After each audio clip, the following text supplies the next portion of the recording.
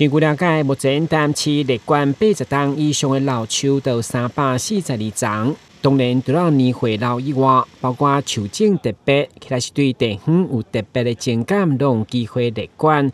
其中伫淡江园这丛菩提树的超过100年，经过食物文书专家鉴定，已经是全台上老上大丛。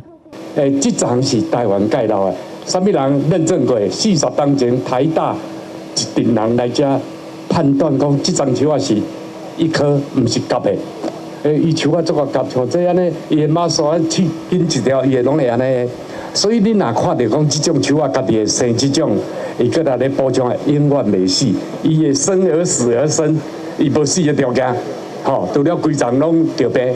为了好民众感受老树的历史文化，知影每一丛的精彩故事，乱叫特别伫台南400节气规划了15场的老树巡礼。第一场就伫淡江园举行，会中特别邀请中央农业部市长黄伟哲等贵宾来参与，用签署加挂上下原卡的方式，好民众更加了解老树，进一步珍惜树木甲咱生长的土地。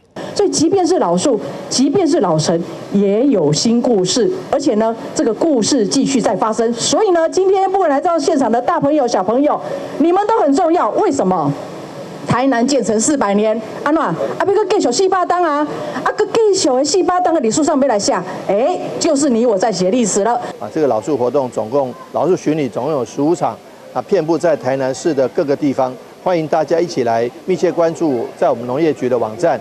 那希望一起来共同来保护老树、爱护老树，也希望延续我们台南古都这个老树的生命。15场的老树巡礼，透过音乐、故事、甲艺术创作等方式，共同来见证老树，嘛要知影如何保护，甚至有机会进行园艺治疗。我们怎么样来保护老树呢？其实最简单的一个，至少不要轻易的去刮它，然后砍它，甚至塞垃圾。所以只要做这么简单的几个动作，其实老树都可以活得很好。对，所以也希望大家能够多一点点的用心，让我们的夏天可以更舒服。那都是因为这些老树的关系。那邀请大家一起来关怀老树。